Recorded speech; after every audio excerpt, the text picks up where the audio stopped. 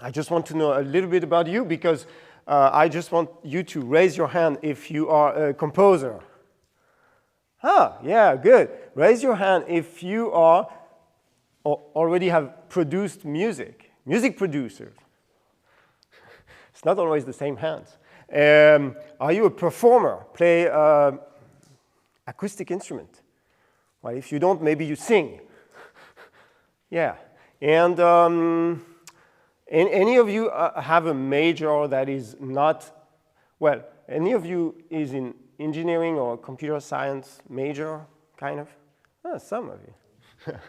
Because it was kind of one of the things I did as undergrad. But I also always did a lot of music on the side. So I'm going to show you a couple of things I've been doing, and I hope I'm going to leave some time for questions. So where I come from is playing the clarinet. You know, like many musicians, I started playing the clarinet in my small village in France and was part of a band. You know, I was 11 years old. There's not much to do in that village, so what do? Well, I do music, like, because I was not very sport-oriented person. So, well, that's an album I did, and the concept for that album was actually to replicate in some way, because I'm jealous of that great invention of the 20th century. Great, actually one of the most important instruments invented in the 20th century, which is the electric guitar. And the electric guitar, it's an incredible thing because you have a guitar player, and when they're playing, and they're playing maybe with electronics, with guitar pedals, right? But you're not thinking, oh, they are doing music and electronics, you know. You're just listening to the music. So I think they win, because they're really the ones. And whereas in new music kind of circles, it's always about, oh, I heard this new music piece for trombone and live electronics or something. So I wanted to try to make it really interactive, a kind of augmented clarinet. Anyway, that was the goal, but I think I did not reach the integration that electric guitarists have. Anyway, here's a short excerpt of one piece. Give an idea.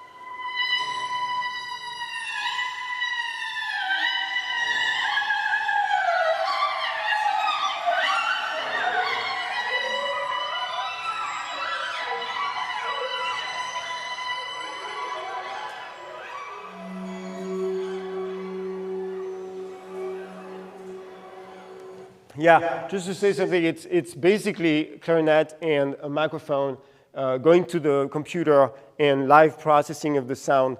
The only specific thing I did here is I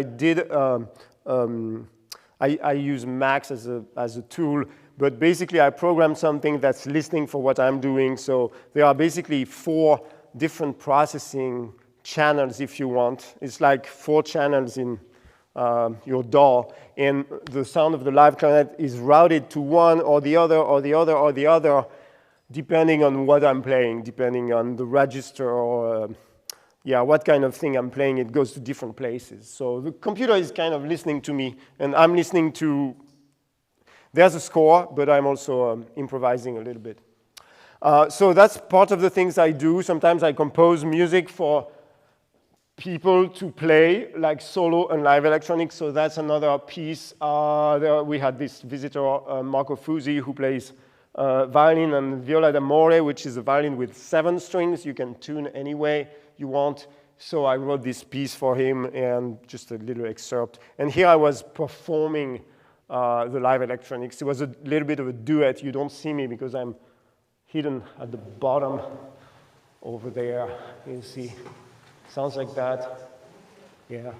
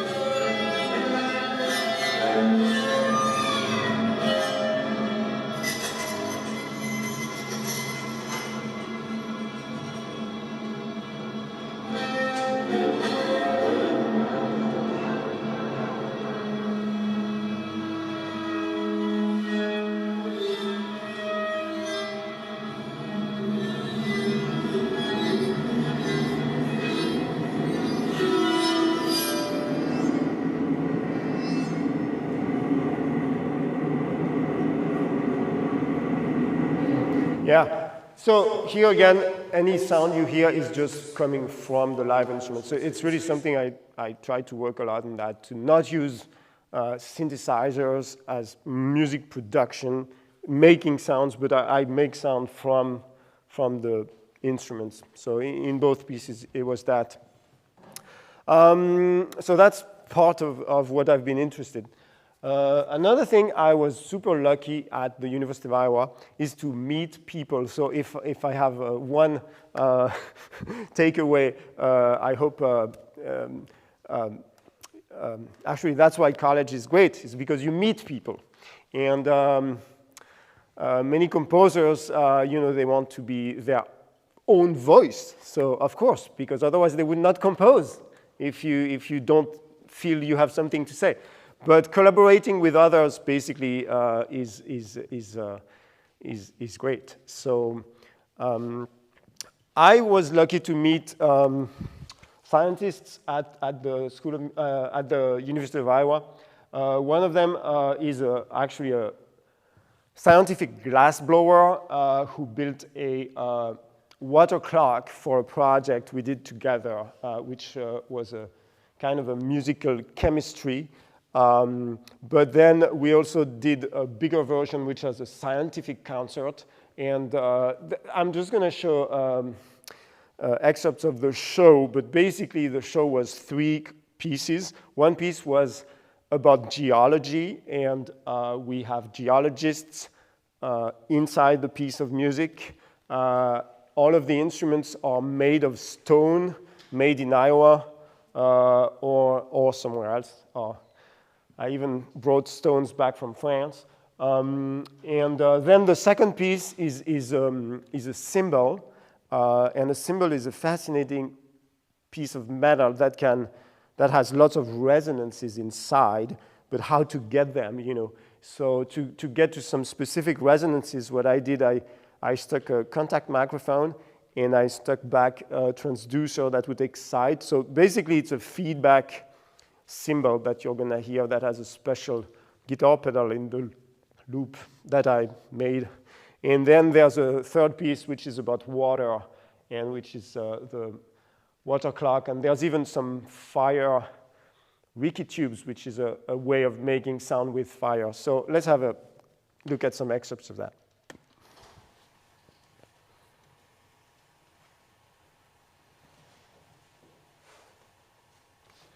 Yeah, let's see.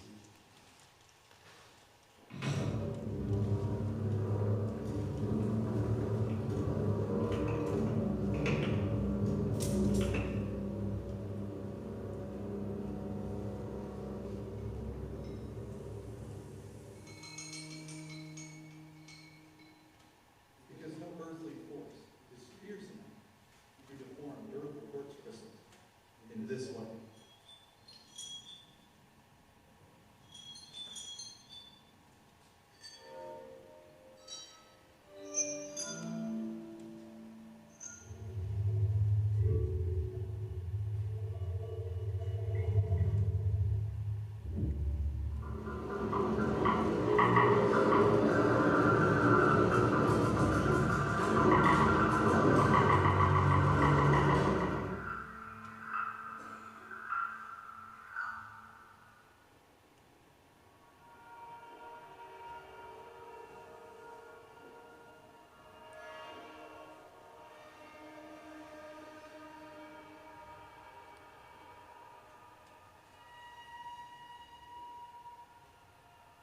Rien ne se perd, rien ne se crée, tout se transforme. Nothing is lost, nothing is created, everything is transformed.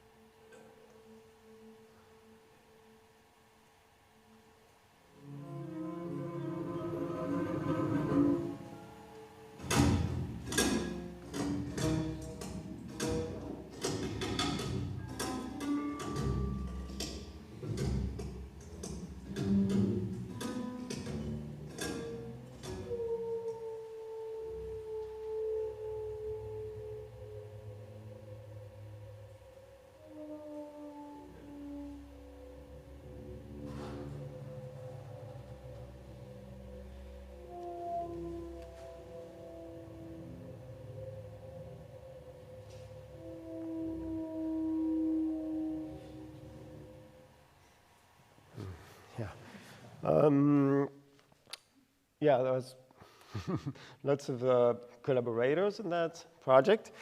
Then another thing I've been interested in over the years is making music for silent movies. So my first experience was with a trumpet player, Nicolas Sidorf. That was really during my undergrad back in another century. And we performed live to the first Western of the history of cinema, which is The Great Train Robbery from 1908. And at the time, it was not a DVD, it was to a tape, to a piece of film, piece of film. And then we did other projects over the years, and we did another one more recently, Kino Pravda. It's actually newsreels, kind of propaganda in Russia, filmed by Dziga Vertov. Who's ever heard of Dziga Vertov? Yeah, Dziga Vertov. Who's ever heard of Eisenstein? Okay, good. Because I was going to say, you know, Dziga Vertov, he's just as important as Eisenstein. Eisenstein is made a movie called Potemkin, and it's famous among silent black and white movies in Russia. And Vertov made a very famous, important movie called The Man with the Movie Camera. It's his most important movie. But these are newsreels, so it's propaganda, but it's also documentary. There's no set. It's absolutely live filmed, and it was his philosophy of making movies, just film what is in life.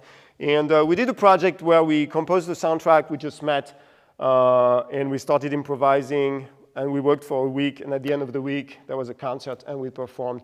And Nicolas is performing trumpet and objects. I'm performing on this strange clarinet called the basset horn and some live electronics, and Christian Sarro is performing on that modular synthesizer that he built himself out of open source modules. So he built every module. He didn't, yeah, it's a lot of crazy work there. So let's see a little excerpt of the beginning of that project.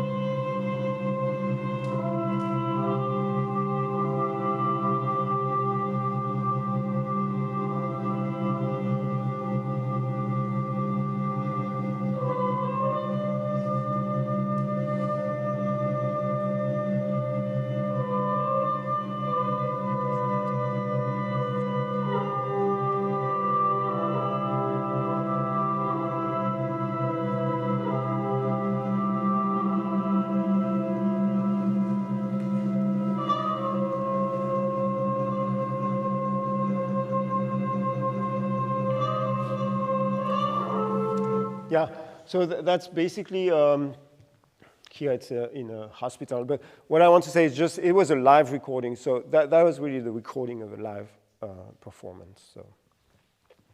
So already here, maybe some of you have a couple of questions, so please raise your hand. Questions about what I showed? Otherwise, I'll continue with basically what we're going to present to you. Oh, I have a question here.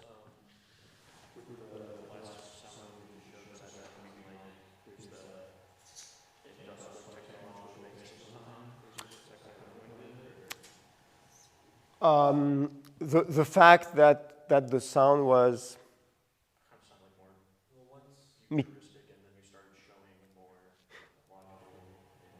yeah.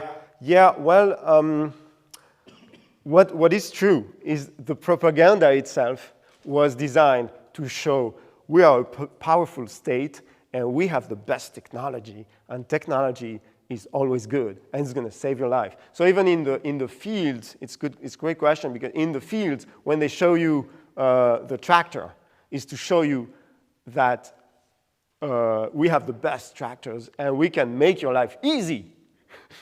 You know, that's basically what they try to say. Of course, today we have a very different approach about technology, and technology is always good for you. We are much more careful, right? But yeah, but really the sounds themselves, we kind of, you know, we worked as a trio, and we tried to find things that we felt make sense.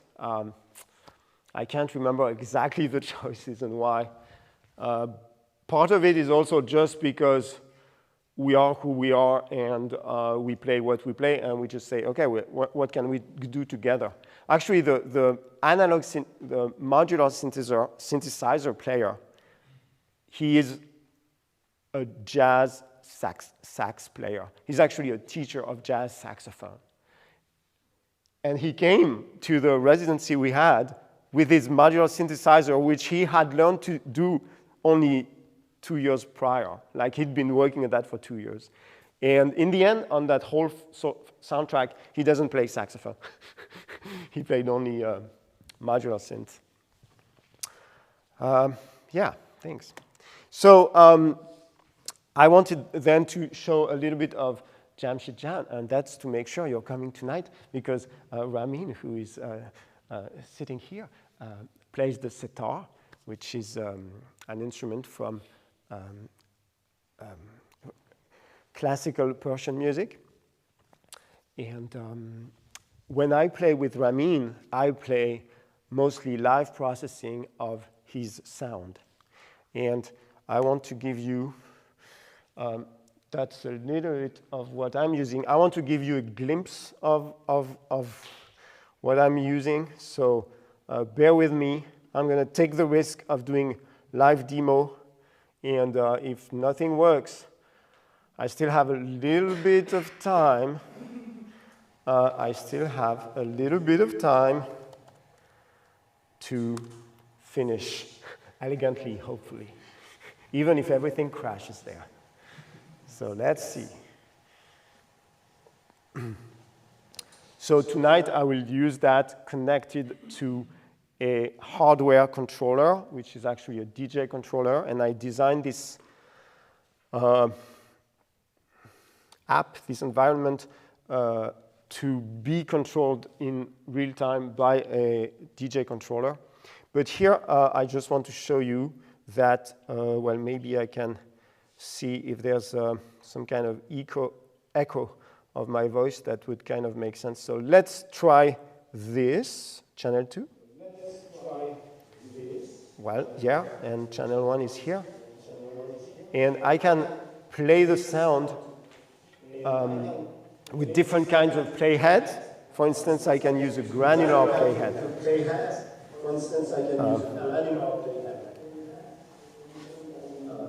Now, for instance, I'm going to try to stop on that sound. Granular synthesis, you see, that's playhead number 2. And if maybe I can come back to the, or maybe I could just play a little faster, come back to.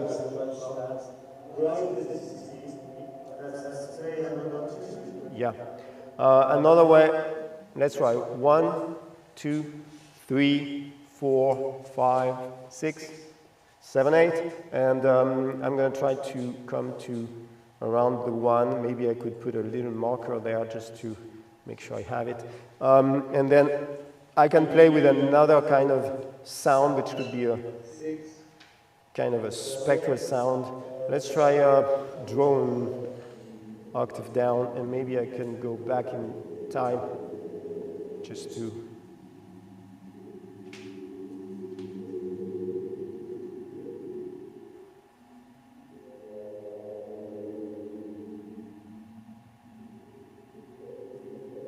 Yeah, that's the kind of thing. Also, another possibility, and that's related to the workshop actually, but let me maybe come back to a normal thing here. So, yeah, I can take a picture of the sound, kind of sample 9 seconds of a sound, and I grab it. Now I have it here, and now I can play with that. And I can do different things, like you see there's automatic slicing. I hope you see the slices.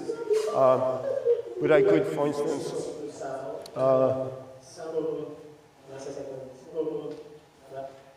play the slices in random order.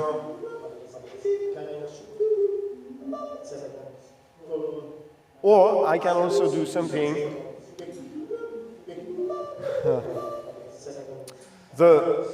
What you see on top of the waveform is the spectrogram or sonogram of the sound, the spectrogram. So it's an image of the sound with time going left to right, like the waveform, but from bottom to top, you have the frequency. Well, that little image, I can process it like with Photoshop, with a graphic filter. So for instance, if I want to go one with, which is maybe a little extreme, I could try to apply that kind of thing. You see I have a preview here, and I do filter. And now I'm going to try to listen to this sound instead of listening to the original. So, well, maybe I'll fade from the original to this sound. So let's hear it.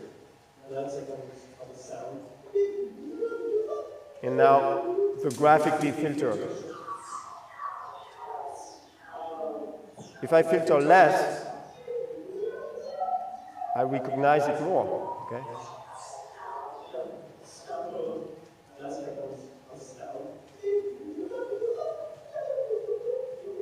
Or if I do an extreme kind of filtering, yeah.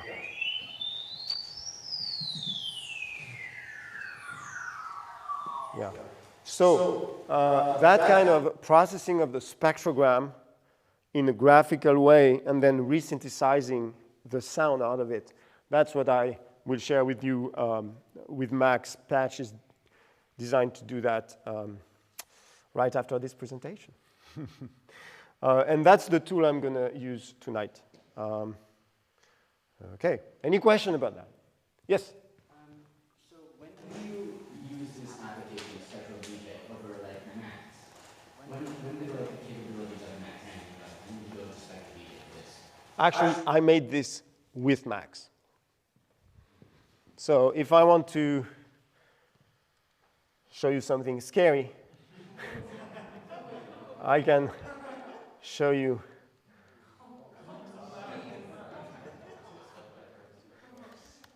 Yeah.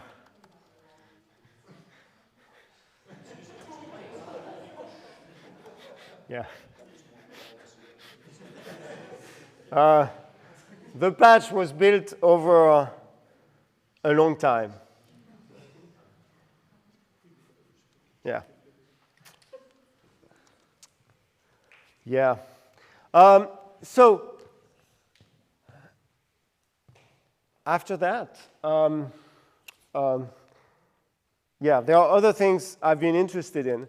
And I met a great singer at the University of Iowa, and we worked together on actually a set of songs. And that set of songs, it's an album that's actually not released yet, but it's going to be released this fall, December 1st. But Annika Kildegard, so she was a student at the University of Iowa, and we worked on some songs, and then I thought, oh, I should really do that project with her. What is Missa Brevis? Well, Missa Brevis, you know, it's like, it's a mass. It's Mozart wrote some, composers, Machaut wrote masses long time ago, and Pierre-Henri, who was an electroacoustic composer, electronic music composer, he also wrote a mass, electronic mass, Mass for the Present Time. That's the name of Pierre-Henri's Mass, electronic one. So, you know, composers, sometimes they feel, oh, I need, if I want to be a real composer, I should write a string quartet. So I don't really have a real string quartet, but now I have a mass. So, and the mass is basically Kyrie, Gloria, Credo, Sanctus, Benedictus, Agnus Dei. I added some instrumentals, introduction, offertorium, Ite Missa Est, and for fun, I added a radio edit and a remix. So anyway, it sounds like that. The text is in French. It's also all of the text is from French poets who had something to say about religion, one way or another. The text was,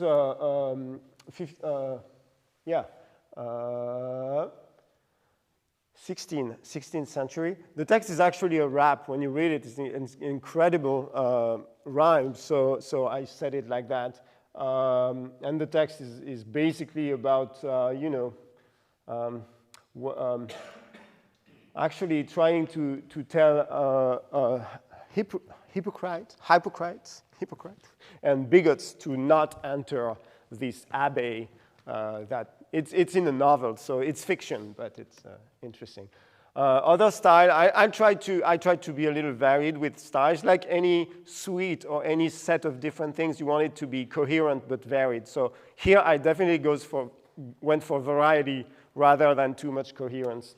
The singer is super versatile. She can do lots of style, but really her background is a choir singer and a classical music singer. So I did also compose a more lyrical song in this very dramatic poetry called Le Mal. It's like evil. Yeah. Then Benedictus is yet another style. Yeah, and finally, I was very, very lucky to work with different choreographers and dancers over the years on different projects. So I had a choreographer, a friend of mine, listen to these tracks, and actually, it turns out, I didn't know, but he was working on the topic of religion. And he said, oh, I want to use your music. And I said, great. And then there was a conjunction of things, you know, with the stars and the planets and the moon, and the singer, who doesn't live in Iowa City anymore, but she was going to come. And then, long story short, we managed to shoot a music video for this Agnus Dei. So for this one, I have subtitles. I hope it's going to help a little bit. It's not finished. It's actually, we're working on the final touches, and it's going to be out November 7th. But here is a preview of it. With all of that, I think that's what I had to present today.